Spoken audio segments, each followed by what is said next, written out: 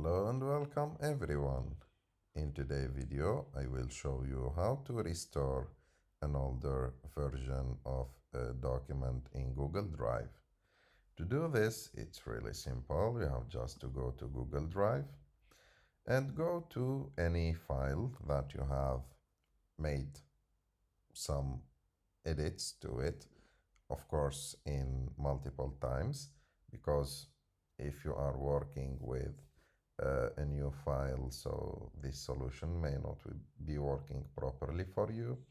So after that, you go to that file, you click on the three dots, and after that go to file information and go to manage versions. And as you can see, it will show you here the available versions of it. And if you want to download any one of them to restore it, you have to click on more action. And after that, click on download. And that's it.